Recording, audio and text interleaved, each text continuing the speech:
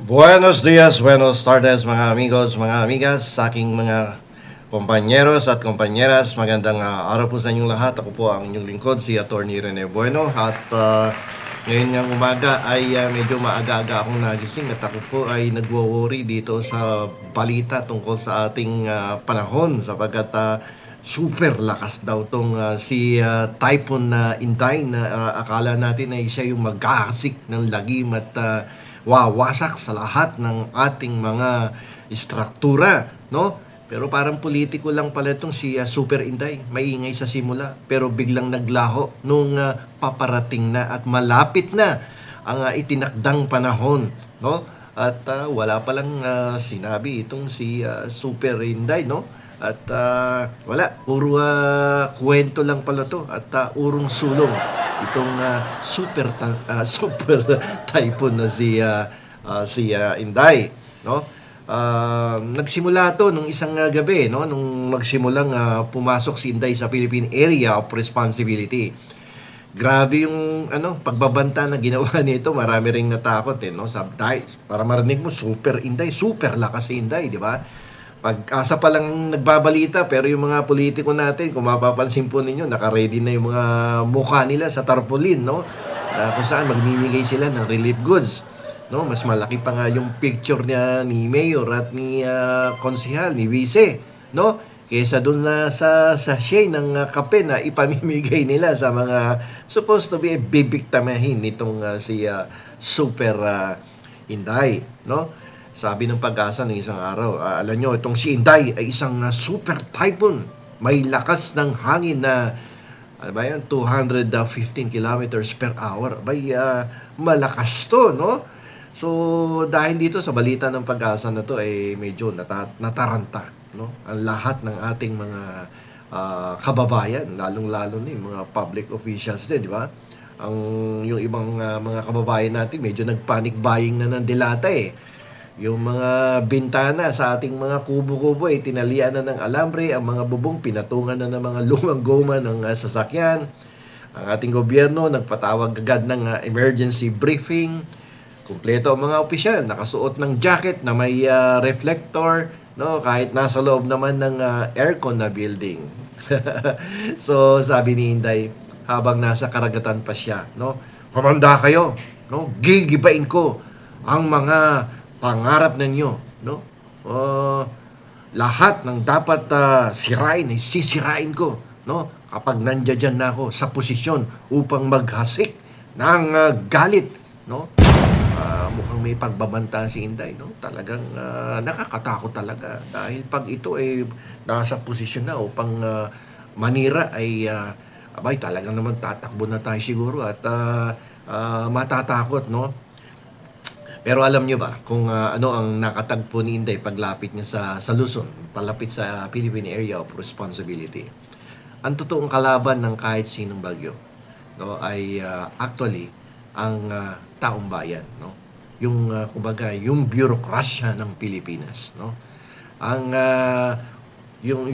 pagpasok ni Inday sa bansa, hinarang agad siya ng matinding traffic sa EDSA. So nagulat siya, ganito pala kalala ang traffic sa EDSA. So medyo nagka-problema na si Inday.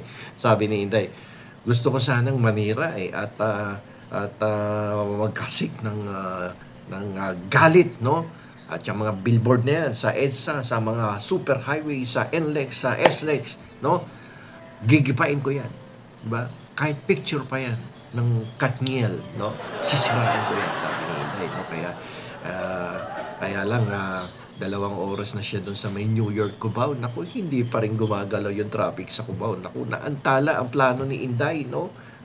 Sa kanyang mga planong manira, no? At parang maghihiganti, no? Dahil gigil na siya eh. Kaya lang, nung makalagpas na siya sa traffic, dumaan naman siya sa isang flood control project.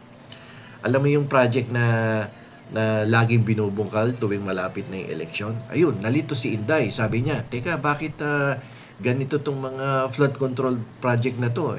Akala ko ba tinapos na to ng aking mga kaalyado at mga kaberks, no? Tabarkads niya, no? Pero mukhang nung hinahanap niyo yung kanyang mga chihuahua ay naku, isa-isa pa lang andun na sa kulungan ng aso, no? At nalungkot si Inday, nag-depress si Inday kasi na-realize niya na meron palang mas magaling pa sa kanya, no? Na mga kalaban, no?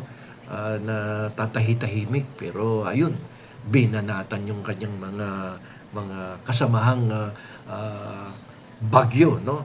Na akala niya ay mas malakas pa ang kanyang puwersa doon sa kanyang mga kalabang bagyo.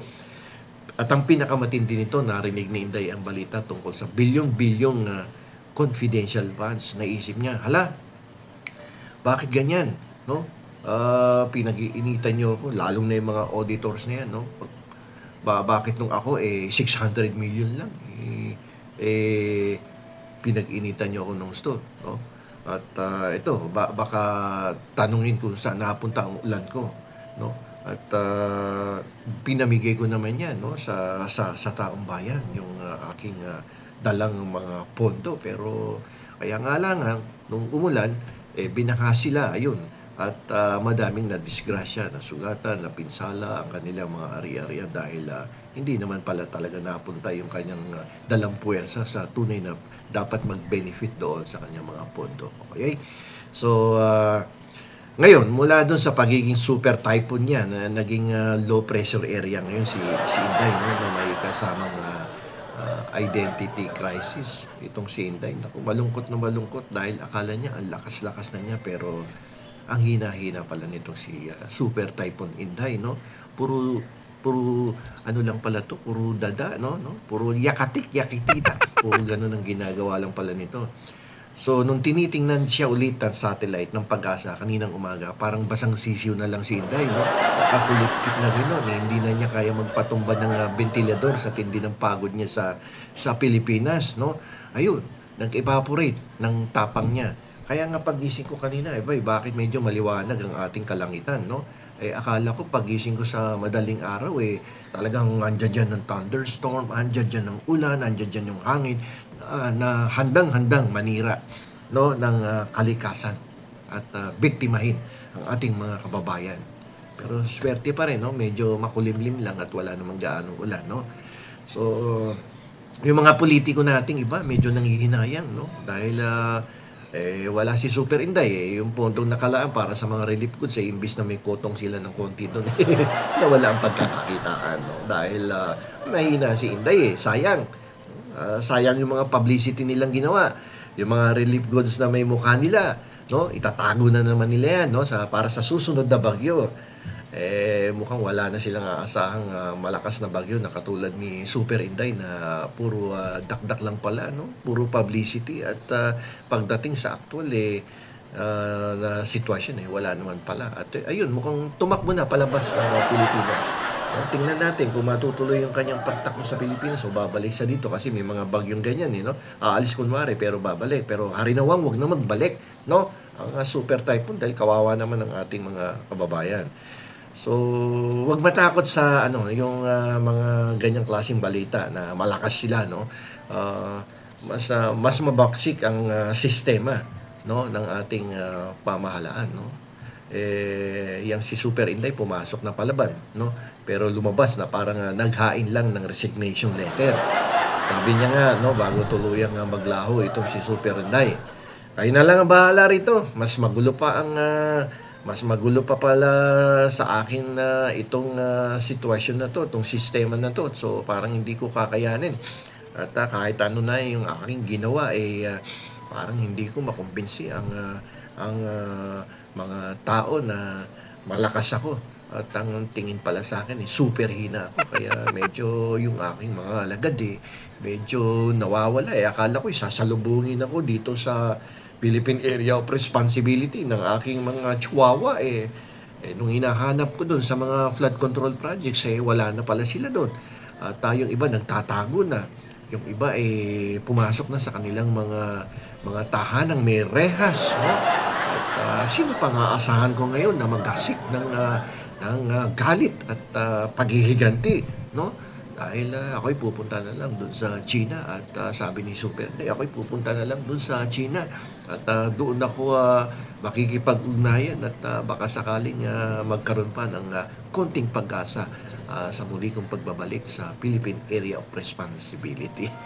Okay, maraming po salamat at sana po nasakyan yung aking kwento ngayong madaling araw.